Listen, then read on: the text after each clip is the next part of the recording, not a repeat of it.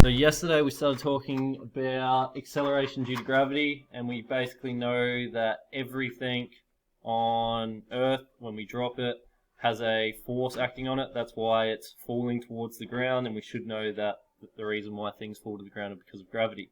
Now, whenever a force is acting on an object, there is an acceleration. That's basically what Newton's second law tells us, and we're going to look a bit more at Newton's three laws in the second lesson today. So, we spoke about the fact that when things accelerate towards the ground due to gravity, they accelerate at what rate? Lachlan? 9.81 meters per second. Meters per second squared. Meters per second. So, as an object falls, each second it's increasing its speed by almost 10 meters per second. So after the first second it's falling at 9.8 meters per second. Let's just round to 10 so my life gets easier. Then after 2 seconds it would be moving at what speed? 20 meters per second. And then after 3 seconds it would be moving at 30 meters per second, and so on. Alright, so you can see that the speed will continue to go up and up and up. Now, one thing that we mentioned yesterday, does that mean that if I drop an object from really high up in the sky, that after, say that it's been falling for 100 seconds, would it be falling, will it just continue to keep falling quicker and quicker and quicker and quicker? No, why not, Lachlan? Air resistance. Alright, air resistance. Alright, what is air resistance? Good. Alright, so air resistance is basically the force which is opposing gravity in this situation. Now, we would be able to draw a vector diagram since we've been discussing vectors. So, I have... So, let's see, we go skydiving one day, and there's a guy who's... I'm a really good drawer. So here's the plane, and there's a man here with his parachute on, and he decides that he wants to dive. So he's falling down and down and down and down. So after 1 second, we said that he would be moving at approximately 10 meters per second. And then he continues to fall. And then so that's after 1 second.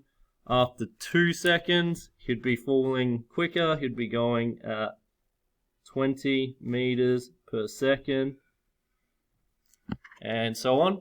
Now, this is all with the assumption that air resistance isn't affecting his speed. Alright, so in reality it will actually be less than this, because yes, there's the force due to gravity pulling him down this way. Alright, we've got Fg. So this is a vector. The vector is pointing down because gravity, that's what this G is standing for. Gravity is pulling him down. Now, initially, so here he's got a force acting on him, pulling him down. Here he's got a force acting on him, pulling him down. But he's also got an opposing force, like Lachlan said. There's also air resistance, which is acting this way. Now, if the force of air resistance is less than the force due to gravity pulling him down, then he'll continue to fall at an increasing rate. Once he gets to a point where the force of air resistance, so he continues to fall, and down here, when he gets to this point here, the force of air resistance is equal to the force of gravity. Now, when with vectors, the size of the vector tells you the magnitude of how quick they're going. So if the vectors are the same size but in opposing directions, so I've got Fg that way, Fr that way, those are the same size. That means that he will not continue accelerating, right? Because there's no longer a net unbalanced force acting on him.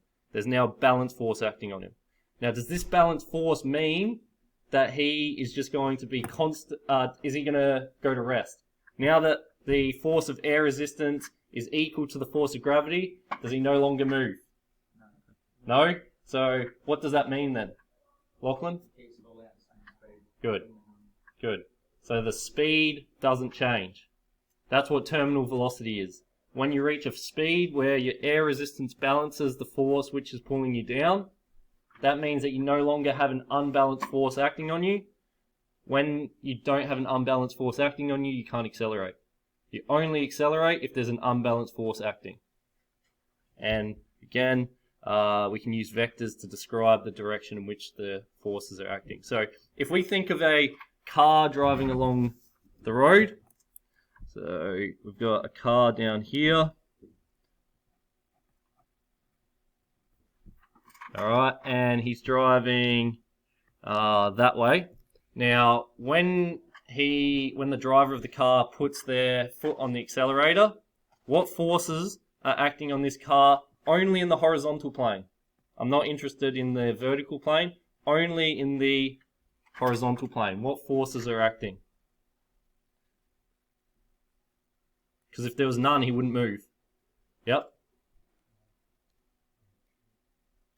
Well, what's the most obvious force that always acts when we're moving along a horizontal surface, Sebastian? Friction. Alright, so he's got a frictional force acting this way. So force of friction. But then he's also got another force, alright, which is provided by what? What provides a car the energy to move? The fuel within the car, which is powering the engine. Alright, and we call that thrust. Alright, so there's a force which is propelling him forward this way, and because that thrust force is greater than the frictional force, the car can accelerate. Alright, if it wasn't, then the car will remain stationary. When the car is stationary, in the horizontal plane, there isn't any forces acting. In the vertical plane there's gravity acting on the car, and then there's also, or if there's gravity pushing the car down, how come that car doesn't just go flying into the center of the earth? Does anyone know why? Because remember I said that if there's an unbalanced force acting on an object, then it should start moving.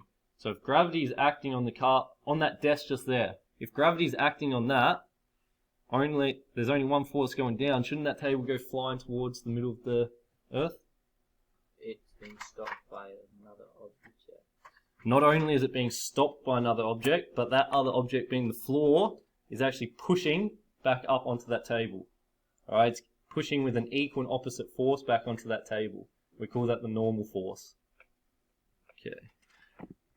So, we've spoken about air resistance. Now, the reason air resistance is pretty much like friction, or air resistance is friction. So rather than thinking of friction between, say, tires and a road, air resistance is the friction between the particles in the air and a falling body. And we spoke about when we achieve terminal velocity.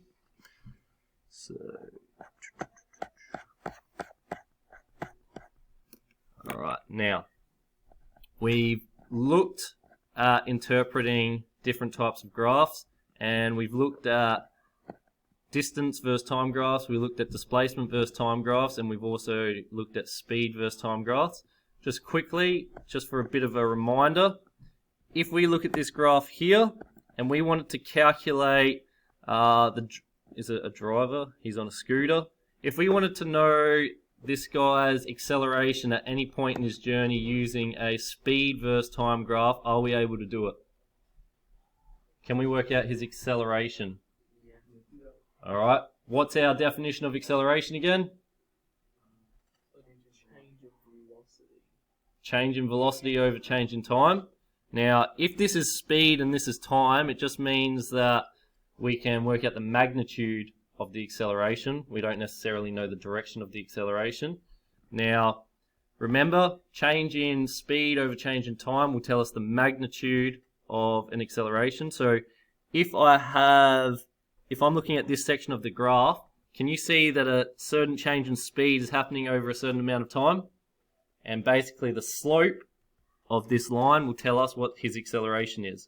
So since our y-step is 10 and our x-step is 4, if you wanted to work out his acceleration in section A, and we've done questions like this, you just go 10 over 4, so it'd be 2.5 meters per second per second. Alright, then the graph goes horizontal. At a horizontal part of the graph, we know that is the speed changing? No change in speed, therefore is there any acceleration? No, so in that part of the graph there's no acceleration. Now notice that the slope of the graph in this section here is going the other way. So since the slope is now opposite to original, what does that mean, Luca? It's decelerating. Decelerating. Can we still work out the slope of the line in that part? Yes. Remember, since this is a linear straight line, we can choose any 2 points on that part of the line to determine what the slope of that graph is. Alright, then the last important bit of useful information from a speed versus time graph, the distance underneath the graph at any point. Can anyone, the area underneath the graph at any point tells you what the distance is. So we could work out how far he's traveled in section A by working out the area under this graph. See that that's a triangle? We all know how to work out the area of a triangle, yeah? Half base times height, then you could work out the area of that rectangle, you can work out the area of that triangle there. And we also looked at describing the motion of this guy. So you could say in the first 4 seconds he travels at he's accelerating until he reaches a speed of 10 meters per second. Then he remains at 10 meters per second for 4 seconds, and then he decelerates for 10 seconds until he reaches rest. So the reason why I wanted to go over that is because you guys are about to do a few revision questions of some things that we've done over the past couple of weeks. Now we basically finished everything to do with speed, acceleration. Alright, then we're going to move into Newton's laws. Alright, so just for the rest of this first lesson, there's some revision questions on this document that you're going to work through. I've listed the ones on sector that I want you to do. Alright, off we go.